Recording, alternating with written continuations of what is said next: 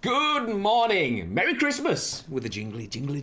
Welcome to Ice Cream Uploads. My name is Graham, and as you can see from the nameplates lovingly placed on the screen, this man is the Bib. Good morning, guys. Good morning. Good morning. Shout out to Jimmy and the colour-innerers from the Ice Cream Uploads team for making a Christmas-themed... It's going to fall back down again. It needs tightening. I can do that. So yeah, the audio might sound a bit dodgy because the arm... Oh, I'll do it. You can see my fat ass. I don't wear pants today. So yes, it is Monday the 16th of December. Bibby is tinkering with the microphone, but I will keep going because this is the professional kind of stuff that you get here at Twitch.tv/Ice Cream Uploads. If you're in the chat, please feel free to say hello. We know I've had a few people in there. We were on the whole screen for a little while because, you know, it's Christmas and we wanted to make you wait and you know. What a gift, though. What a gift. Yeah, absolutely. I mean, that intro, as you can see on the screens behind us just here and here, we have Christmasized our branding. We've got snowflakes. We have jingle bells. I mean, I'm not saying it's the most professional podcast in the world, but it's the most professional podcast in the world. It's definitely the UK's, and that's why it's in the title. The number one UK gaming podcast. Hi guys, what are you doing all the way over there? Come here. That's better. Hey, how you doing? We've got. I can't remember what they're called. They're called sugar canes. Candy canes. Peppermint candy canes. We've got Christmas trees on the go. Can't quite see it there, so let's jump back to the front cam. Because you can see we have a stocking. It might be a bit hard to see because it's dark in the studio, but hopefully we're trying to set the mood.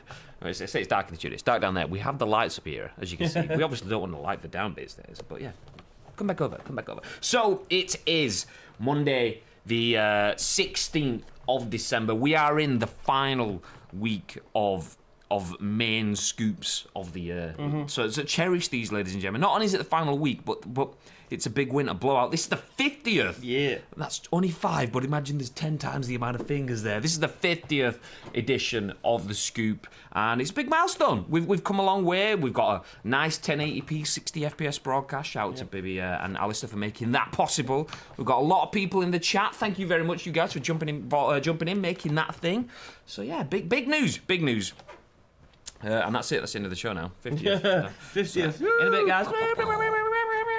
Good day, my fine gentlemen, says the adventurist. You could say you lads are putting the cherry on top of the Scoop, ending the year on a high. Good guap. Cheers, mate. Thanks very much. Ads players with a pog. Good morning, Ads. How you doing? How is everyone doing? If you're in the chat, please feel free to say hello because we go live at 10 a.m. every day on Twitch.tv/Ice Cream Uploads. We bring you around an hour of the games industry news, the biggest and best news from the games industry and beyond. We give you our thoughts, and if you are in the chat, you can give us your thoughts too. And that's important because we turn this into a video podcast that we upload to YouTube around an hour after the show finishes. And those guys, while they get it on demand, they don't get a chance to interact with in the stream like you guys do.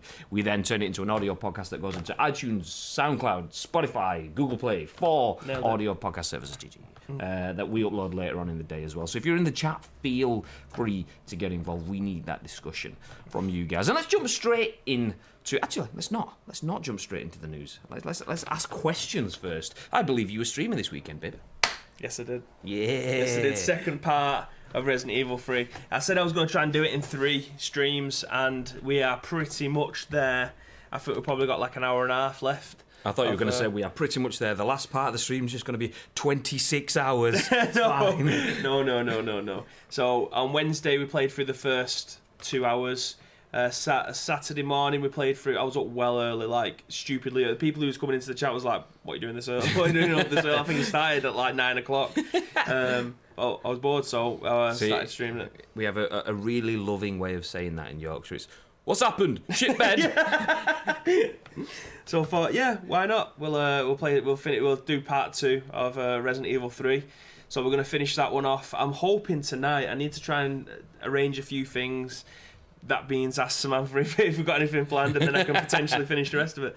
But I'll get that boxed off, and then I'm going to leave it for everybody else to decide which one we're playing next. I am going to play through them all before the remake comes out in April. So you need to play through them all again, because I've not seen any of them. You need to go through 1, you need to go through 2, you need to go through 3. Well, I can watch them on demand now, which you guys can on previous broadcasts on the channel, and then 4, 5, and then someone giving giraffe head. I mean 6. Resident Evil 6. Well, don't forget we've got Outbreak 1 and 2. We've got Code Veronica. We've got Operation Raccoon City, which is fucking abysmal, but I'm going to play through it again just for the lols.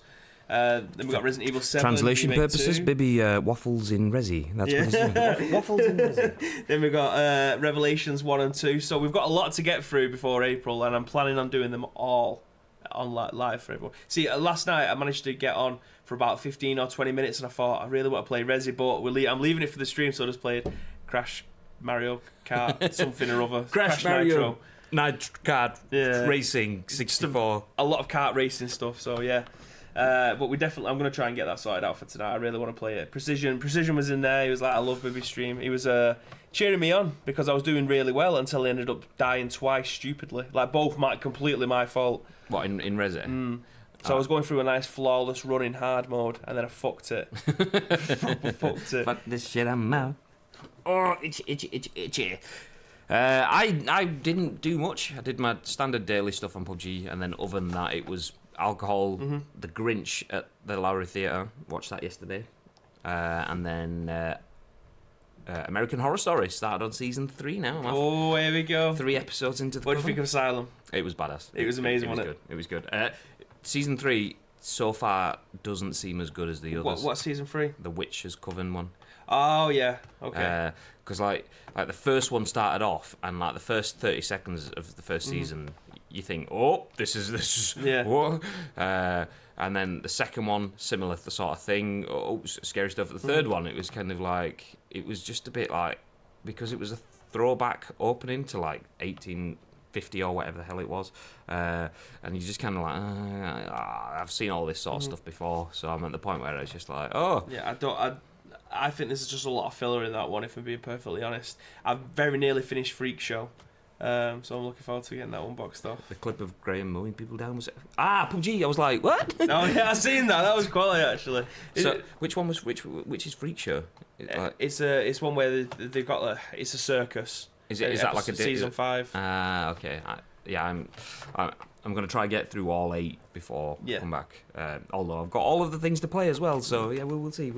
That clip of me someone mowing that guy down, that was a week ago, about 8 days ago, and it was only I was sat there, I was playing the game, and I thought I'm going to check out, because if you go PUBG.report and search for your username, be it PlayStation or Xbox or PC, Steam, and it'll find every game that you've been in that was being streamed. So if you're the streamer or the streamee, like as in like, well, if you're streaming it, it'll find every game you're in. If you're someone else is streaming but you kill them or they kill you, it'll find that as well. I don't know why they do that, because that just gives you the ammunition to be an absolute twat and stream snipe. I know, you can just go on to stuff like that. It's after the fact though, so it'll like but someone can just make a montage of you killing the dot constantly, can't they?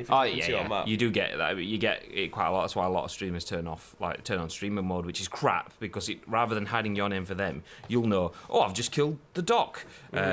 On my screen as the doc, it'll just go, he was killed by unknown 27. Yeah. And so you don't really get the name. They should do it both ways. But anyway, sat there looking through it, and I thought, oh, Graham killed guy with buggy. I was like, I don't remember killing someone with a buggy. And it was a game that I actually won in the end. But it was like, it was kind of the most anticlimactic game. There was shitloads of long range shootouts, because that area where it ended, it's just all open fields. You can tell I'm driving around in a buggy, so there's loads of people having sniper shootouts, and I was just trying to reposition, find the best spot in the circle, and I saw, oh, there's a guy with level 3, I'm gonna hit him, and he fluffed his shots. I thought, he's a potato, he's never hitting me if I come back for him.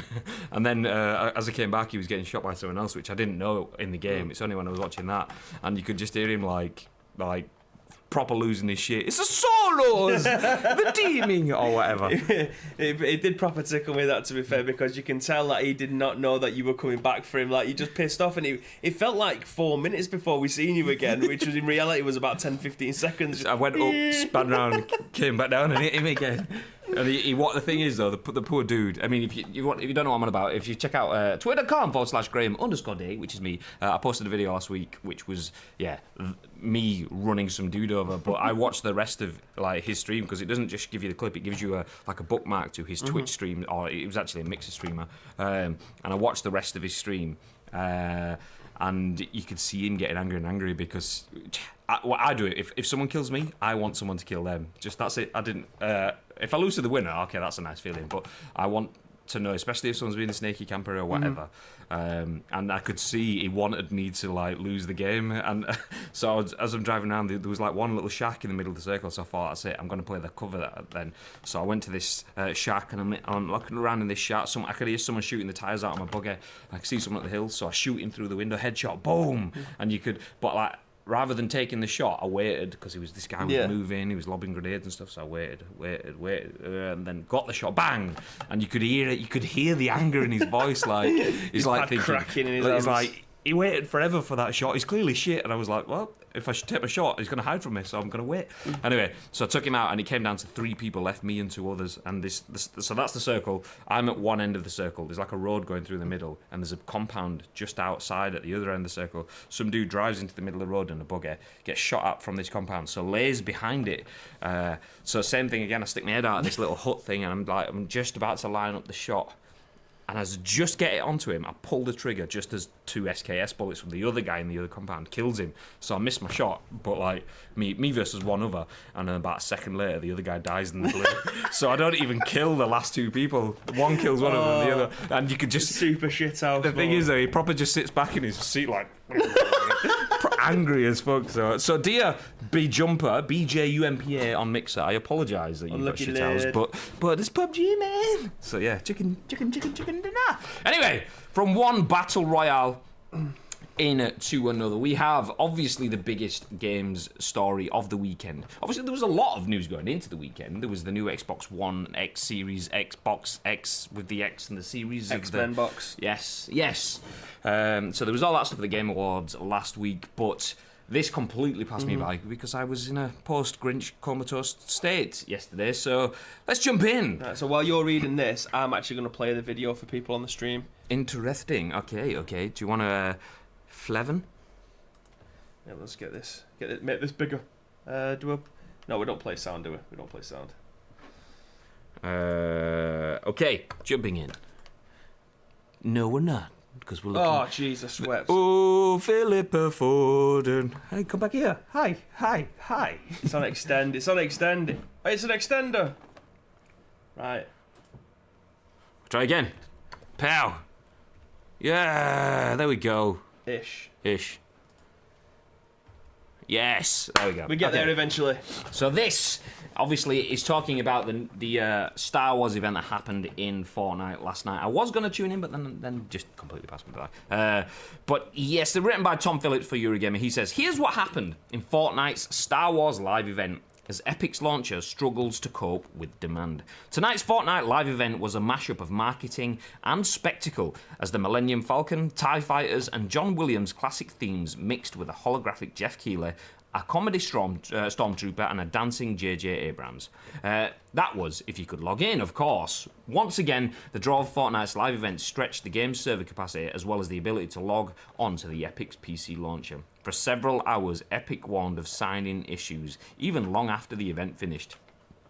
In recompense, all Fortnite owners will be gifted the event's exclusive TIE Whisperer glider, should I say. Embedded tweet in the article now from @FortniteGame says, wow, unprecedented demand to get into Fortnite. We had to delay until 2:10 p.m. ET to let in more players. Thanks for your patience. As a thank you, everyone will get the glider. The event itself began with a starship battle in the skies over Fortnite's island as players watched the Falcon caught up in a dogfight with a series of TIE fighters, each of which was ultimately sent crashing into the ground in flames. It was a brilliant introduction until the Falcon landed and the event transitioned into a talk show sketch. Holographic Keighley acted as host to an overly enthusiastic stormtrooper actor for several minutes until director J.J. Abrams finally appeared to introduce the thing everyone was here to see, an exclusive clip from Star Wars The Rise of Skywalker. In doing so, he asked Fortnite players to vote on which clip they expected to see, and, as if convinced to choose it by a Jedi, Fortnite's players picked the Jedi mind trick option. I voted Darth Jar Jar. So the scene itself played, solid but brief, lasting just less than a minute, and then it was back to Keighley and Co. to wrap it up. It was a little bizarre to be watching Fortnite, which normally choreographs its events down to the second, hosting a free-flowing chat in this way. What technical feats had been achieved to broadcast this banter to millions? How many hours had it took to ensure the Stormtroopers squeezed in as many Fortnite emotes as possible? Or that J.J. Abrams used the Naruto run meme to exit the stage, did it? Yeah, I'll show you in a second, it's brilliant. And yet, there was more to come as Abrams held a final poll, this time asking fans to pick their favourite lightsaber colour. Mace Windu's purple, thank you. More TIE fighters arrived to chase off the Falcon, and suddenly we were hearing a juicy new audio line from the film, this time from Emperor Palpatine. I know Star Wars fans will already be picking over what he said. With the event itself over, a chest unloaded earlier from the Falcon sprung open, and everyone was given a green lightsaber weapon to play with in the colour they had just voted for. It was a nice touch. You can watch the full thing below. So with the event concluded, Star Wars Challenge is now live in the game, and both lightsabers and First Order plasma rifles are available as mythic rarity weapons in all modes.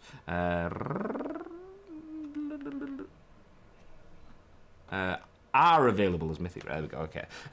TIE Fighter crash sites, those the ones the Falcon shot down, can be now be found dotted around the map with First Order troops, bot enemies, to fight, and it looks like even more Star Wars skins are on the way. Nice. See, I'd like to see that stuff go into the Save the World thing, because I'd probably end up playing it then, because it'd just be like a Star Wars base builder. I was actually thinking yesterday, because I did see a few people tweeting about the Star Wars event happening, or it will be happening, and I'm thinking, do you know what, I should log in, just buy myself the Stormtrooper skin, because that way I might start playing Fortnite again. But then I thought, actually, nah, I'm not gonna. So that's Jeff Keighley there as a hologram.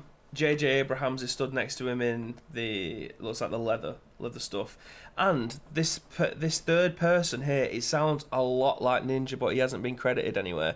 Now it wouldn't surprise me to see that Ninja's there, considering he's like the biggest Fortnite streamer in the world. But he hasn't been credited in this article, and when I did a search on Google this morning, I also couldn't find his name attached to anything. He hadn't tweeted that he was going to be partaking in it as well. But it's a weird one. I don't want to play the audio because I think we're going to get copyrighted strict. It's copyrighted written. What? Copyrighted. We're going to get copyrighted. Strict of the written. So I'm going to skip through because there is a clip of Star Wars that if I play this, we are going to get taken down pretty much straight away. So I'm going to skip past all. It's all right. Fair use is probably as long as we're not just kind of like watching it for the views. Well, if I give you this headset, you'll be able to listen to it. Do you want to listen to the clip?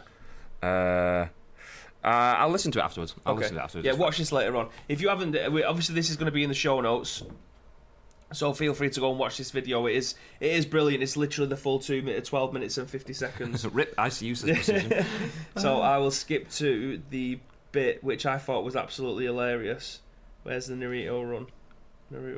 I spent the weekend trying to beat world record times on Metal Gear Solid 2 VR missions. Oh god, the VR missions was. I don't think I ever played this Metal Gear Solid 2 VR missions. I'm sure I only played the first ones on PlayStation.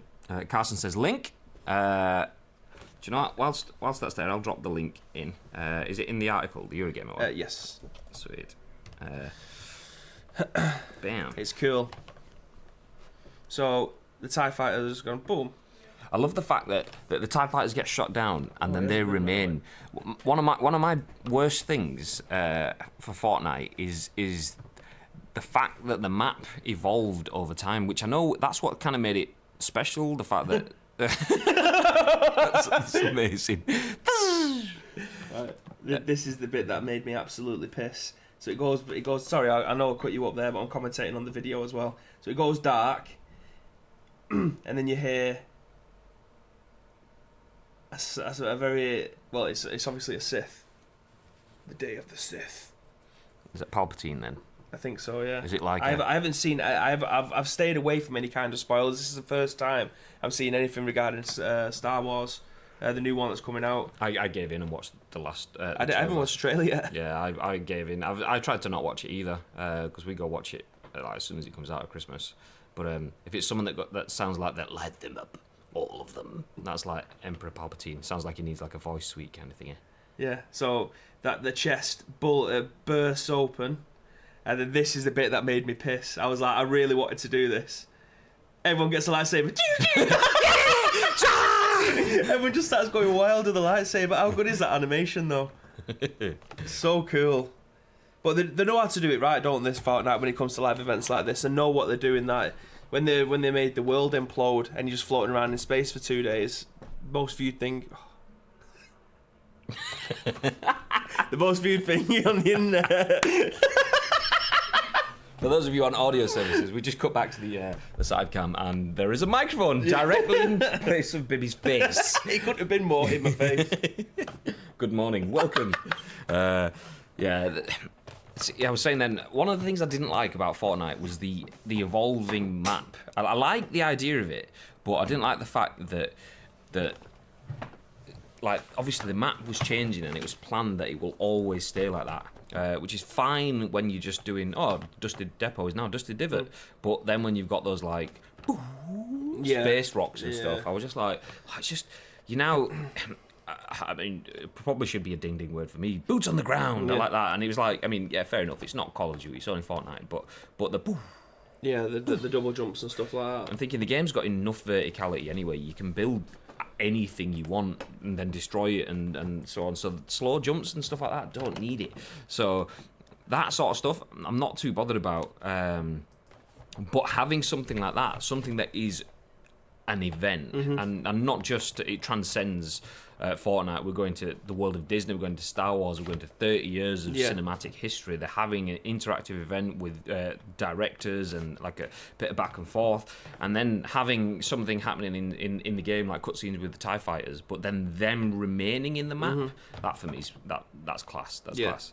Because if that becomes like something that they can wipe away afterwards, I don't think the TIE fighters necessarily need to be there forever. But even if they are there forever, it's just a bit of, it's like a rock, it's like a tree. It's not changing the game. I'm fairly certain it's only going to be a timed event. You usually do, because it's the whole licensing stuff. So obviously you can get the John Wick character. I don't think you can buy him now because it was a timed event, but you can still use him if you've got him. Same with the Stormtroopers. But I don't think the TIE fighters and stuff like that will stick around for much longer. Well, probably until the film, a month after the film, maybe. Yeah, I reckon you're right. I mean, they could, in theory, get a license where it gives it open-endedly, but yeah. It's a license to print money at this point. Put anything in Fortnite, and depending on the split between Disney and Epic Games, both of them are just going to be counting the Christmas checks at this point. Well, they've got previous. They've put Thanos and that Avengers tie-in previously. So Disney going, well, we've already got a relationship there now. So let's use the biggest video game in the world to tie one of the biggest movie franchises in the world. So it works both ways. Star Wars gets huge promotion, and Fortnite just cements itself even further. That okay, we've worked with Batman, we've worked with Avengers, we're now working with Star Wars. Do you know what? We'll do it all. We'll have it all. Thanks, mate.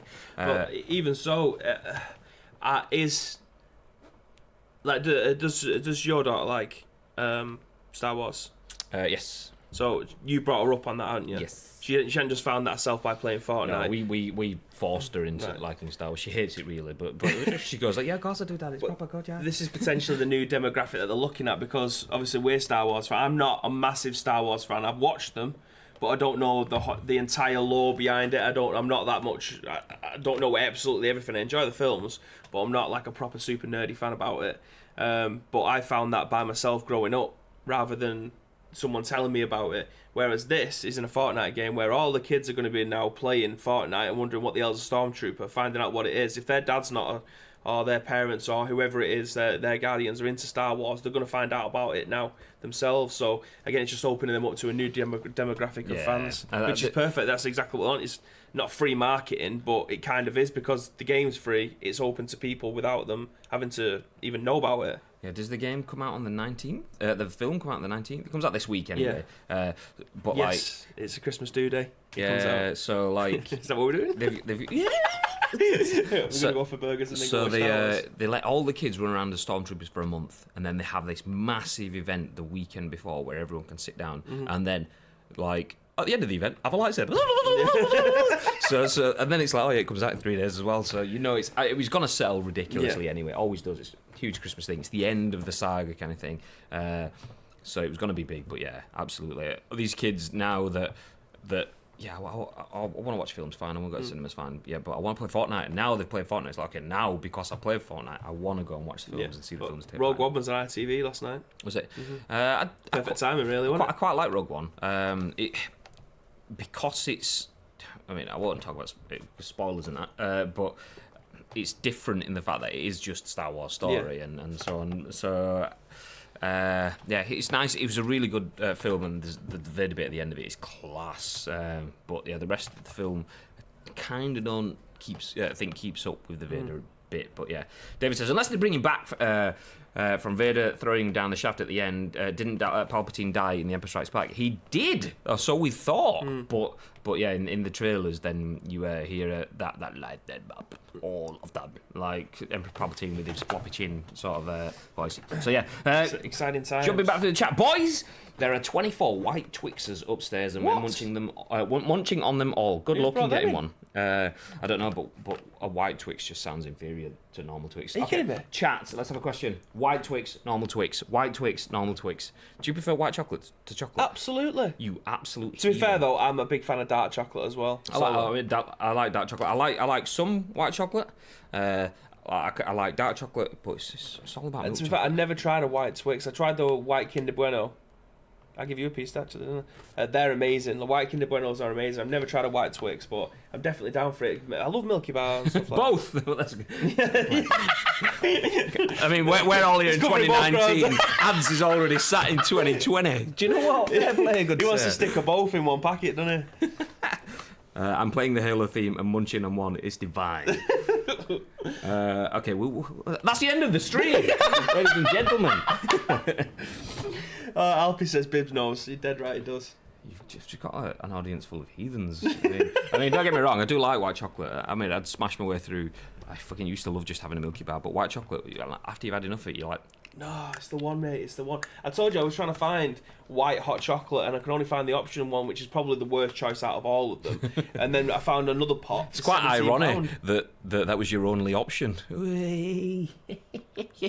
Don't you do that to me, Captain Nonsense over there. We remember. And if you don't remember, the streets remember. Anyway, on that bombshell, let's move ahead as we jump into our next story. So, New World, the MMO from Amazon Games, announces its launch month. This is written by... Do you want to take this one, Babe? Who's this written by? Alessandro Fillari. That's as close as I'm going to get, I think. And it's written for GameSpot. Just pause this video because it's just going to be going wild. GameSpot just autoplay videos. Just stop with that shit. No, nobody wants... Autoplaying should be banned. Shit me up this morning. Do you know, if you've got a website and you have autoplaying... get out. If you have a website and you have like you've moved your mouse, and then a thing pops up and says, sign up for our newsletter. Get out. Get in the fecking sea, you absolute whoppers.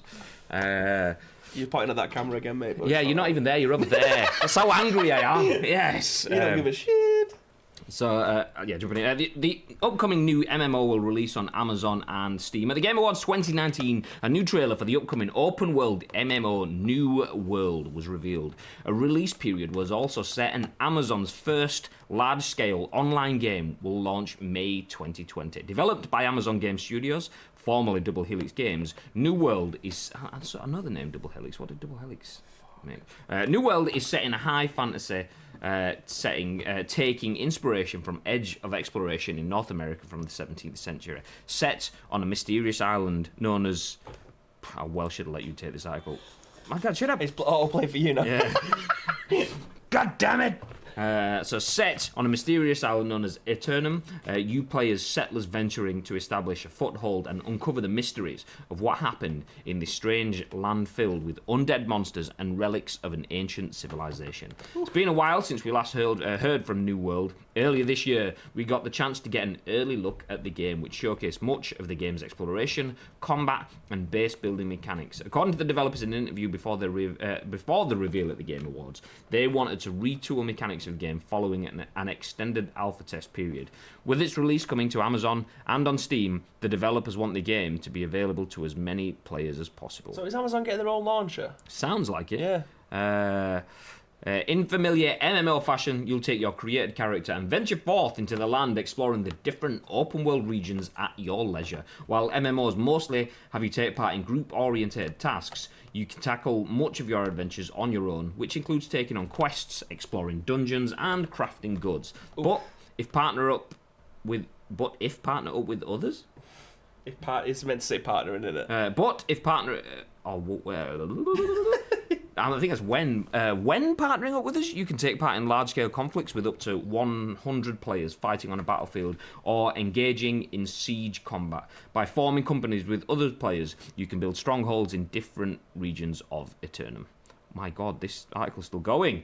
In a press release, Vice President of Amazon Games stated the following: "We want our players to feel depth," that's what she said, "and the danger of New World from the moment they take step onto the shores of Eternum in May 2020. Our team has been working tirelessly to create a deep," that's what she said, "immersive world that delivers challenges and surprises at every turn, and we're excited to reveal a bit more of it today." It's also important to note that Amazon Game Studios has another MMO in the works, which will be set in the realm of Middle-earth. Announced last July, this Lord of the Rings MMO will be free-to-play and will be developed by Leu Technologies and Athlon Games. And Bib punches the air in excitement. The other Lord of the Rings MMO that they made, is that the end of the article? Pretty much just a tied to check out the other stuff here. So I'm playing the trailer for it now for those of you that are in the chat. This is definitely a Bibby game. The other Lord of the Rings game that they made was all right. It was a bit... It felt like there wasn't enough substance in there compared to what obviously I was playing with ESO. There wasn't as much going on, but this looks dynamite. I'm really looking forward to this. That looks cinematic. I mean, I'm assuming this is obviously a cutscene from within the game. Assuming the actual game, play by play, it won't look that good.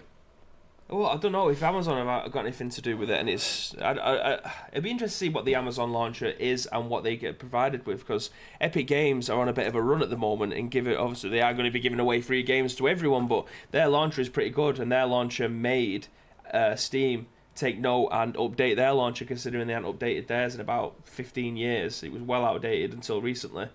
But this is definitely a game that I would want to sink my teeth into. That's where I know Double Helix. Silent Hill Homecoming. That they made Silent Hill. God. G.I. Joe Rise of the Cobra, so they're not on the greatest run so far. Front mission involved Green Lantern. Battleship. I'm surprised it's still going after that. Killer Instinct, Season 1, and Strider. Strider was good. Is that the PS4 one? PS4 Strider. Came out on PS3, PS4, Xbox 360. Yeah, I played that on PS4. It was good. But this New World, definitely a game that I'd want to pick up. I do want to try the new Lord of the Rings as well. Even better that it's free to play. But I've seen LP in there, so that's definitely something that I'm going to be dragging him along with me, because he likes to play them sort of really shit, long-winded games as well. So, I'm looking forward to it. Interesting that Amazon are throwing their hat into this ring now as well. Yeah, I like the idea that they aren't just trying... I don't know. I'm just about to say one thing and then had a thought that took me down a different path. I like the idea that they've said we want to release it on Amazon and Steam because we want everyone to be able to play it. We don't want any of that exclusivity, which is exactly the opposite of what Epic's doing. Yeah. Epic is what we all hate about the video games industry on console. Microsoft and PlayStation, Xbox One exclusive kind of thingy, and that sort of like, oh yeah, you can only play Tomb Raider for 12 months exclusively, or you can only play Spec Ops on the PS4 for however many months exclusively, which is shit as a consumer, and Epic are pushing down that monopolistic route to try get themselves successful because they have such a powerful IP in Fortnite. We've already spoken about it. They are going in that anti-consumer route of making it exclusive. Epic as a company, we know definitely aren't anti-consumer, so it's kind of weird to see that. People kicked off with the fact that the likes of Metro and what was the other one that got taken? It wasn't Borderlands, was it? They cancelled their deals with Steam to then move it onto Epic Game Store, so that you can only play it through there, because people just want everything in one place, which has been Steam since I can remember. I can't remember any other launcher coming across to try and take that mantle. So when Epic Games are coming in to say we'll pay you all this money to be able to stay on this one, it's like, now I've got two launchers. Not that it's the end of the world, because it's 2 fucking clicks, you know what I mean, to get a new one open. It's just having that. It's like having Spotify and Apple Music and whatever, and it's like, okay, I downloaded some albums in Apple Music, or some things just aren't on Spotify, and you have to flip, and it's just a pain in the ass, and it's anti-consumer because it's not the best journey for the consumer to have to flip between two. But having no, that's not it's anti-consumer having them all in one place, but because you can then inflate your costs, but it's good for the consumer to have them all in one place because I don't need to jump around and so on. But Amazon have gone, okay, we're going to let it be sold on Steam as well. But is that a fear move? Like, are they going, okay, if we just have it just sold on Amazon, is anyone going to buy it? Well, it's not just that. If they just have it, what other game are they going to have there? Like, it'll just be one game in a launcher. That's not good for business, is it? No. You want to have a back catalogue of stuff that people can also pick up and play, whether or not it's going to be shite mobile games that have been ported to this launcher. I imagine it'll probably be shite mobile games and older games. Then they'll have their one exclusive game. Is anyone else talking about Stadia? Oh my god! Another one that's going to miss the boat. But I want to see some actual gameplay from this now. This actually got announced at the Game Awards, but we had such a massively packed show on Friday. I had to make a cut on this one.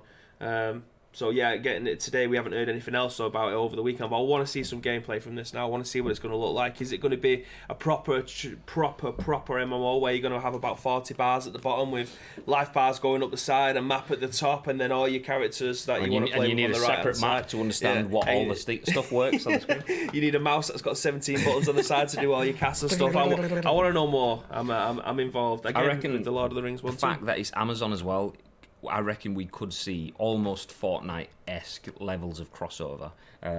Obviously, never to that level because no one will watch as much as we'll have seen in Fortnite and Star Wars. But Amazon has not Twitch Prime, I keep saying Twitch Prime, by the way. If you do have one, feel free to use it on the channel. Amazon Prime Video, so that they have the Lord of the Rings series coming. So I imagine there will be built-in crossovers, like dual content opportunities to have content from the series appearing in the game and so on. Amazon own it and develop it as well as the game. It's got to be happening. It's got to be in the works. Well, we're going to move. We've got another MMO, not another MMO. We've got another RPG article coming soon, and it's a trailer that I've seen back in last year. They just re-released it with a bit more information about it, which I'm very much looking forward to. Again, being an absolute nerd that I am, enjoying these kind of games, I'm still not in the World of Warcraft MMO mindset because that is life-ending stuff. Like, unless you've got 7 hours a day to be able to keep up with the rest of the community, i.e. raids and things like that, you've got absolutely no chance of getting into that. But these casual ones like ESO, I think, if Alpy's still in the chat, I think we spent about 60 hours 1 month just being able to play that game, which isn't a lot for most people, but that is a lot of time for me. Every night, 2 or 3 hours putting into it. That's over 2 full days. It's like nearly 3 full days just sat there. But when Morrowind needs saving, mate, they can only count on 2 people, can't they? So, you know what I mean? Jumping back through the chat, Graham's description of white chocolate when he's had enough is so bloody accurate. A bit phlegmy. White chocolate always has an aftertaste of soggy cardboard for me. Get in the fecking sea. That's when Graham plays the Sea of Thieves for a grand total of 7 minutes. Hey, 7 minutes, that's a commitment. Chill out, mate. Borderlands. Yes, Borderlands. That's like old ladies just on the edge. Borderlands even had a Fortnite tie-in when it launched. Yes, then never played it again. After the 7 minutes, get out of here. Let's talk about ESO with the 60 hours. Like, I'm still paying for the subscription stuff because I'm now they've got me in. I'm absolutely petrified that if I stop paying your subscription, does that cover you on all 27 copies of ESO that you've got, or does that only work for PC? Yeah, it just adds to a PC one. The amount of stuff that I went out to go and get, like things like jewelry making and stuff like that, you get a separate bag for your crafting materials as well as like your inventory, your weapons and things like that. So if I stop paying for that, all that shit I'm going to lose, and I'm fucking petrified that I'm going to lose it. So I don't want to stop paying for it yet until I absolutely know that I'm never coming back to that game. Bib comes to work, by the way, with like an old Tesco, like Roy Cropper carry bag kind of thing. He does. He absolutely does. There is no fucking Roy Cropper in here. So, I've devastated to take a picture of that. Absolutely does. He comes in with his Roy Cropper carrier bag, and he says to me every single day, I can't afford to buy a bag because I've got a digital bag that I need to pay for elsewhere. Listen, when necklaces and jewellery I need rings, do you know what I mean, mate? I need areas. Look, this is it. This is Roy Cropper right here. Who's that comedian that walks around with a carrier bag? What's he called? I can't fucking remember. If you know in the chat, let us know. Comedian carrier bag. Oh, I can't remember what he's called. It looks like he actually does look like a bit of a Proper. But, yeah. And on that bombshell, let's move forward. Jumping onto our next news article. Do you know what? Favourite one of the day. I'm going to read this one because I'm a big fan of Favourite this one stuff. of the day. I'm hugely into these mediocre games, so I'm going to take this news article. You go for it, mate. No, it's fine. It's fine. You go. We'll let Bibby have this one because I think he might have a little bit of affection towards it. Some more Resident Evil news. It's becoming a daily thing now. Resident Evil 3, the Nemesis has a cameo in the new Resident Evil 2 demo. Have you seen this on Twitter this weekend? Is it the... Go on. Stars. Very good, very good, very good. So on GameSpot, this is written Richard by this is Richard by Richard. This has been written by Richard Wakeling on the GameSpot website. It's written by Richard Wakeling. Jonathan Wass is in the studio speaking about Resident Evil. Wads. Oh Jesus Christ! Capcom has released a new demo. Take a step back. Good morning, ladies and gentlemen. Welcome. Woosah, you've got this, babe. Go on, babe. Got it. Here we go.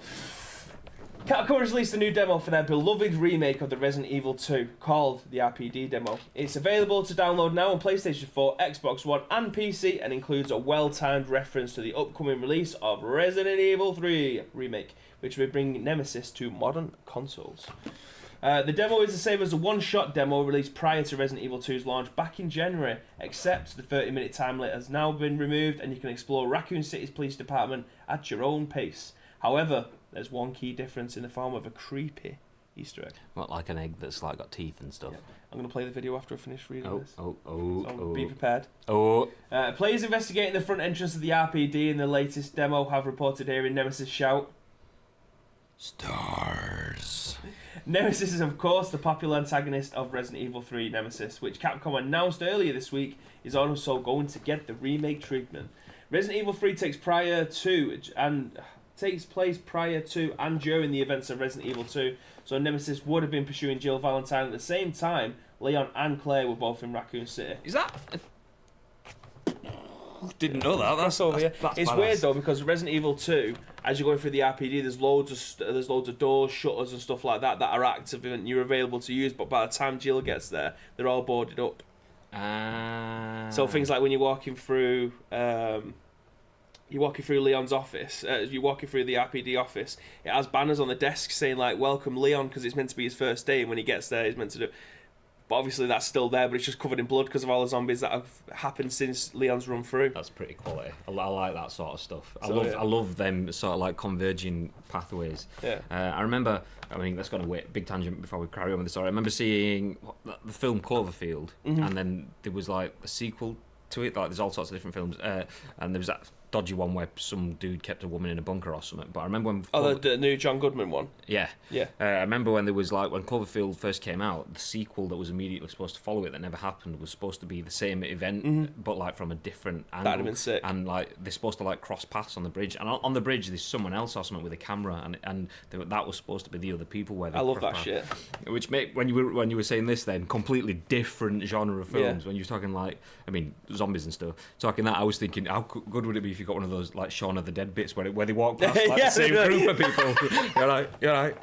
But yeah, that's why I was saying like if anyone's going to play it, play them in order. Now Resident Evil 0 came out after 3, no, after Code Veronica I think it was, but that was actually the first one, which I never got because it's classed as Resident Evil 0 when you're on a train to start off with as Rebecca Chambers, but Rebecca Chambers is in the first one as well. So they don't really talk about the outbreak that had happened because technically it's Rebecca Chambers' first job in Resident Evil 1, but it wasn't. They've made her put her into zip. Anyway, timelines all over the fucking gap. Let's continue with the article. The remake of Resident Evil 3 is set to launch in April 2020 for PlayStation 4, Xbox One and PC. It also comes packaged with the Resident Evil Resistance as an isometric multiplayer game with, amongst other things,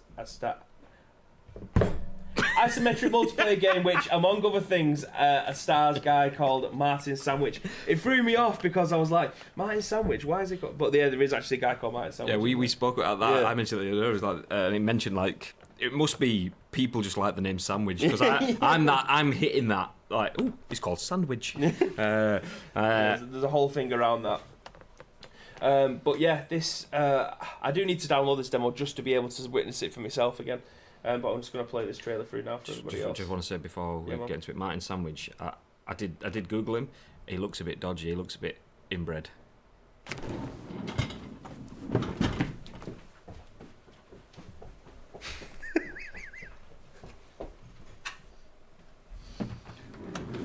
Worth it.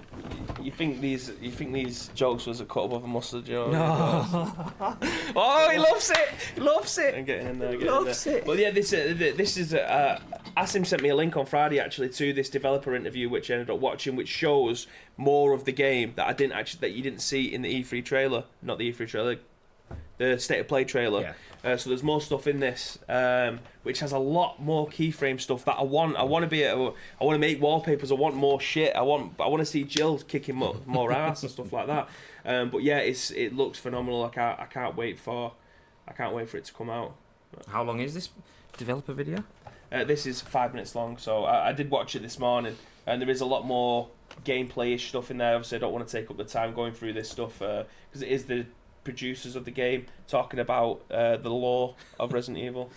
For fuck's sake, I'm out.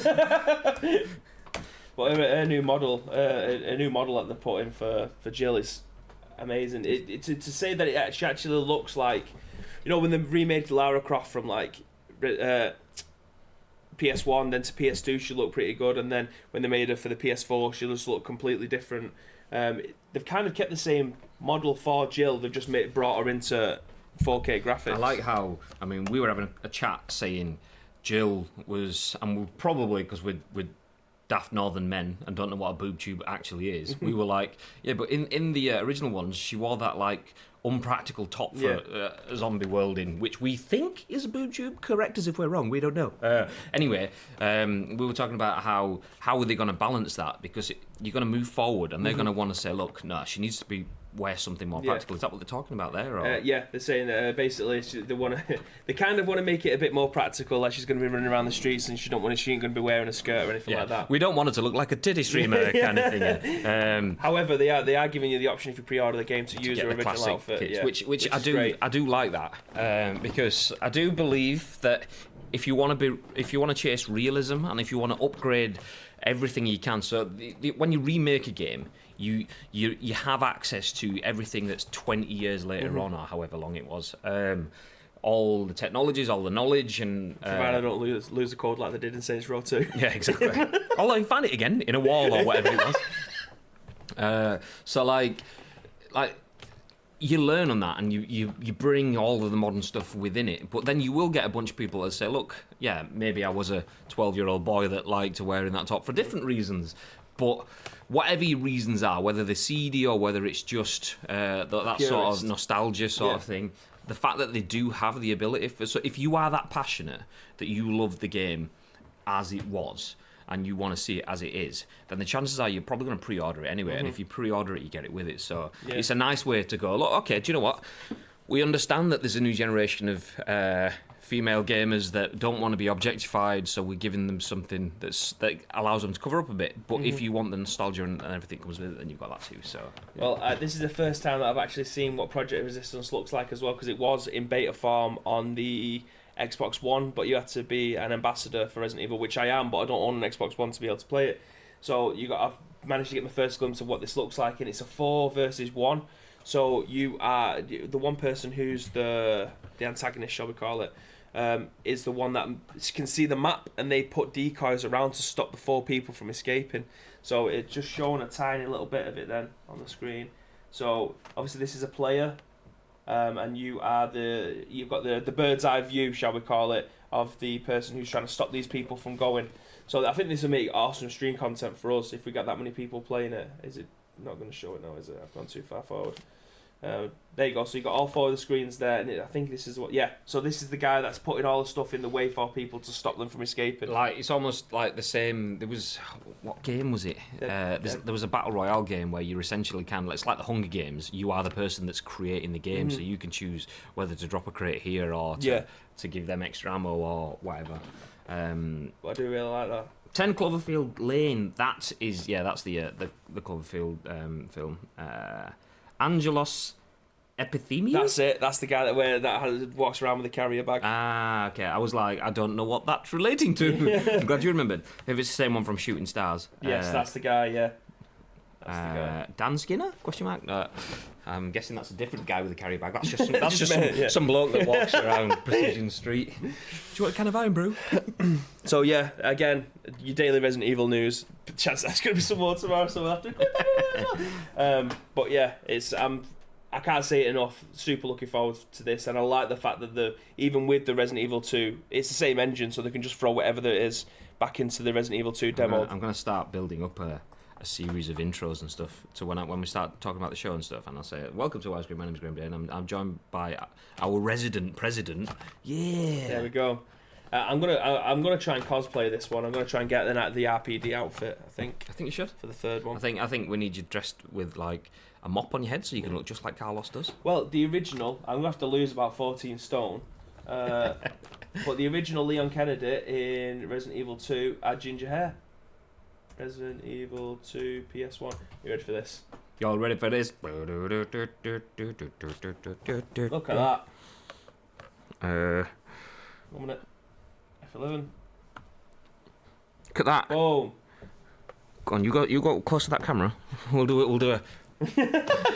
Before and after. I'm going to have to lose about 14 stone. But yeah, that's going to be me. I'm going to give myself curtains. I'm going to give myself a Dwight Schrute. Anyway, let's moving on. We have one more piece of news for you today. Obviously, 50th episode spectacular. Thank you very much, everyone that has been in the show with us so far. It's been an absolute pleasure. Obviously, we're not making a song and dance on it because it's nice to hit 50, but we're only halfway to 100 episodes in. So, yeah, thank you all for being here. We've got one more piece of news and I'm going to let you get away for the day. What's up? City have drawn Real Madrid in the Champions League. It was on at 11, wasn't it? Oof. Yikes. Well, let's move on so people can get off and start making funeral arrangements. Anyway, jumping in, our last bit of news written by James O'Connor for GameSpot. He says, Dungeons and Dragons. As many as 8 games are in development. Wizards of the Coast is rolling the dice on more Dungeons and Dragons games. Amazing. Are these when we're talking this? I mean, we'll find out as we go. But I'm thinking, is this games or is this like board games? Oh, okay. So during the Game Awards 2019, a new Dungeons and Dragons game, Dark Alliance, was revealed. The game, a co-op action RPG that follows on from the earlier Dark Alliance games, isn't the only D&D game on the horizon. Baldur's Gate 3 has also been announced, and several other games are currently at various stages of development. Talking to GamesIndustry.biz, parent company Wizards of the Coast, President Chris Cox says that they currently have 7 or 8 D&D games in the works.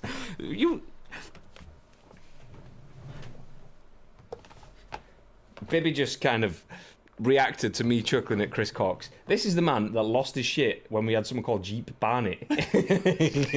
so don't laugh when someone's actually called Mr. Cox. Oh. Anyway, back into the news. What a legend.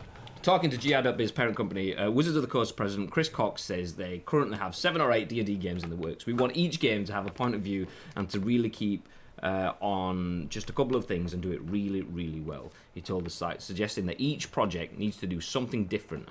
What you don't want to do is have every game in the franchise try to do the same thing and try to do everything all at once. I almost had it and then I heard you chuckle. Cox says that their goal is to facilitate many different experiences. Want to open up the narrative possibilities. I don't know, just when it starts with Cox, I'm thinking you could... Professionalism. Start again. From the beginning. Chris says that their goal is to facilitate many different experiences. We want to open up the narrative possibilities, the character development, open up the level of problem solving and combat opportunities and thrills that players can be able to experience. He says that they'll do this across a variety of genres. He also says that every game in the works will feature a single player experience, even though Dungeons and Dragons is traditionally a co-op experience. According to Chris, the team is working to mine the considerable lore built up around Dungeons & Dragons. across several different games. Literally thousands of books, hundreds of which are bestsellers. So there is a lot you have to build upon. Baldur's Gate 3 is in the work at Larian Studios. The developers of Divinity will be based... Baldur's Gate 3 is in the work at Larian Studios, the developers of Divinity. It will be based on Dungeons & Dragons 5th edition. Third-person hack-and-slash action RPG Dark Alliance, meanwhile, is coming to PC and unannounced consoles. A release date has not yet been set. So, I've only ever played 2 Dungeons & Dragons games in my life. I've never played the board game, and it's always something that I've wanted to try. It was something that we was going to potentially start doing when we used to have Conair and his brother. Jacob. Jacoby. Yes. So we used to have them two. Them two are 2 big D&D players. So we was going to try and get that going. I love a good D&D game. Like there was an MMO called Neverwinter, which is amazing. Really, really good MMO game. It's actually factually incorrect because in Manchester it's always winter. It's always winter, mate. It's always pissing it down. It'll be called Dungeons and Dragons. Slide to the left. Slide to the right. Chris Cox. Chris Cox. I'm trying to find the trailer that I watched. I'm sure it was on that website, and it said they've swapped it out for this video. Because I watched it like 4 times. I was like, this is sick. I remember seeing it at E3 last year. But yeah, I am looking forward to a D&D game. Is this the one? Please show me the video. Yes, it is the one. For those of you listening on podcast services, audio services, we are speaking at a normal speed. We just got stuck in fast forward. There will be I think Neverwinter has just come out on the PS4 again. What? Oh yeah, I've got it. Yeah, the original one. I think the one that I've got on my PS4 was Neverwinter Nights. I think it was the MMO. It's brilliant. Right, so I'm just gonna play this trailer for the Mandem. Boom. It's such a cool one. Have you ever played any D&D games in your life? No, I haven't. I am open to the idea of trying proper D&D. I was in a conversation with Lee, one of the big jabronis at Jelly / Ice Cream, and he grew up playing D&D, many thousands of hours. So I did have a conversation with him, but yeah, I would definitely like to try and play at least the board game version of it. Albeit there's like 1,000,001 different versions of it. The problem is you're probably looking at about 90 hours to finish it. That's the thing I was thinking of. I mean, we've already established that I'll give Sea of Thieves 7 minutes. So by the time people have opened up the box and just put it out on the table, it'll be like, oh, fold that away. Well, yeah, there's like 1,000,001 different D&D variants. So when it comes down to a game, like an RPG game, you're playing it co-op, that's brilliant. I can digest that as and when I want to, rather than being sat around a table waiting for the game to take place and having to sit there for 5 hours and play it. I'm open to it, but the fact that they've got so many in the works means that it's as popular now as it's ever been. Yeah. What are we watching? This is the trailer for Baldur's Gate. That's in this morning. Look at that. Looks dynamite. Big fan. I mean, for all you podcast listeners that are watching this, isn't going to make much of it. Just go and watch the video. It's going to be in the show notes. You'll be able to see it for yourself. But big fan of what they are doing with this. I want to see where it goes. It doesn't give a release date of when it's going to be coming out. So is this an official trailer? Yes, this actually got played at E3 this year. I love the fact that they... a lot of people will dislike the fact that they included a segment there of Stranger Things. So when they showed the Mind Flayer from... this is someone that started... So the Stranger Things and stuff like that, that's been included in it. That wasn't their part of the trailer. I was going to say, if that was in the trailer, I love the fact that they've put that in, because one thing... Like, D&D's had a huge resurgence because of, obviously, the light that Stranger Things is cast on it. Not that it ever disappeared, but it started to just be like, rather than something that mainstream again now. Yeah, exactly. And I was thinking if they included it in the trailer, then a lot of people will dislike that, particularly the D&D purist kind of thing. They'll be like, well, it was good, it was cool before Stranger Things. It's like the hipster sort of mindset. But it's the same sort of thing of Fortnite having Star Wars in it. Star Wars was cool before Fortnite. It didn't need Fortnite. Yeah, but you never need it. But all exposure is good exposure for a brand. But they didn't have it in, so never mind. I'm not denying the fact that they've built this trailer probably around that scene, because you just seen him flicking through then. What do they call it?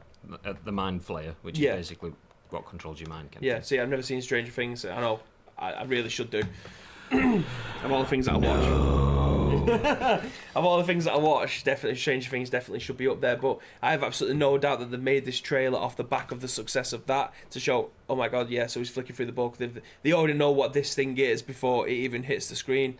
So yeah, they're trying to get a small little tie-in to cater for both audiences. But I'm definitely open. Well, I say I'm definitely open. If I can get my hands on it, I'm definitely going to be playing these games. They've got 8 in the works. They say they want to be 8 different kinds of games. So that I imagine they're going to give an MMO type game. They're going to give an action game. They're going to give a board game type Battle Royale. Yeah, because we've seen like Monopoly come to the PS4 before now. So if you can play that kind of. If you can actually play D&D without getting out of your seat and going to a friend's house, maybe that's a bit different. Bizarre to kind of like, because D&D, it's all about creating your character and like you essentially make it up as you go along effectively. I mean, that's probably D&D fans in the audience going, "Shut your mouth, you blasphemous twat!" Sorry, but like, yeah. So having like the issue with like a computer program is that it's ones and zeros. Everything is in like. Will stop you from cheating though. You can't really cheat. Well, but if we're playing and I say I've got 10 everything now rather than 1 of everything. Yeah, well, I've got 1 skler everything, which sklors all of the everythings, and you're like, fuck. Which technically, if you've got a bad dungeon master kind of thing, they could fuck your game up by like, oh, sorry, you used that and it just bounced back, and it's like, what do you mean it bounced back? It was a fucking neutron bomb. Yeah, it bounced back, didn't do it. What the fuck?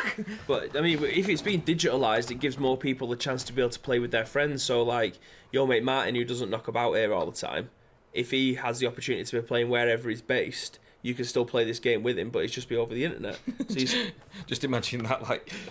So Martin, for everyone, he's a soldier, so he could be ringing me from like Camp Bastion, PSN party chat or whatever, and the necromancer used mortar strike, and then you hear like, it's like, wow, these sound so real. But yeah, just having the opportunity to be able to bulk it out for more people to be able to play at any given time, rather than driving 4 hours down the road to go and play.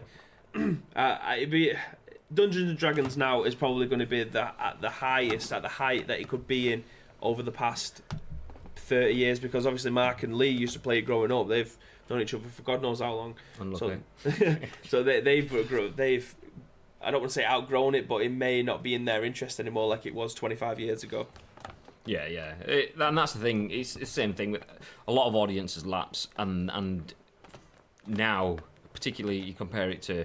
It's always kind of been around. I remember Dungeons and Dragons been turned into like little beat 'em up games and stuff like that, as opposed to being this whole role playing experience. But it kind of got watered down into little handheld controllers, those like ones that you put a couple of batteries in, and to a really crap film with Jeremy Irons in, and then so they tried to bring it back a few years. It keeps having little resurgences, but at the moment now, I mean, well, it clearly shows it. There is clearly more eyes on it now because they're building 8 games for it. So, well, I think they're going to have one like Diablo, so it's going to be like a proper dungeon crawler.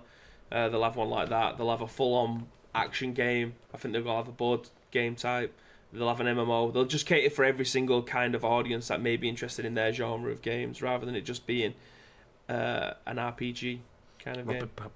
Bell Grenade. Yes, that's it. Yes. And on that bombshell, ladies and gentlemen, that has been the 50th edition of what a show. The Scoop. Yeah.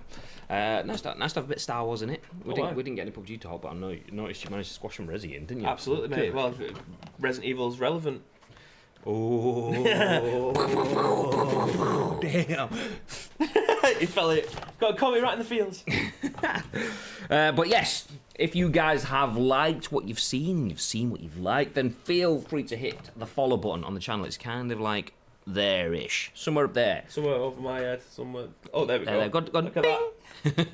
So make sure, if you've been watching the show and you haven't already, you do like what you've seen, hit the follow button. That will give you notifications every time we go live.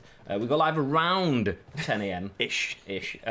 Each and every weekday, Monday to Friday, bringing you our thoughts on all of the latest games in this news, all the newest releases, all the newest reveals, content leaks, everything. We're bringing you guys live at 10 a.m. ish on twitch.tv/ivescreamuploads. Obviously, as we mentioned earlier on the show as well, we put this as a standalone on-demand podcast that you guys can digest on YouTube whenever you want it. And then, sorry, distracted by the chat. I'll come back to that in a second. And then we obviously give you 4 audio versions of the podcast too. You will find all of the links of those on twitter.com/Ice Cream Applause. So check out at Ice Cream Applause on Twitter. We will put all of the links out there as the day goes on. So follow us here, follow us on Twitter, follow us everywhere. Just search for Ice Cream Applause. It's easy to find because we have one name only. But yes, the Jeremy Irons film has a sequel made by the Sci-Fi Channel. Jesus Christ, No, it can't doesn't. be that good then, can it? If it's just going directly to the Sci-Fi Channel. No, it doesn't. We won't. No.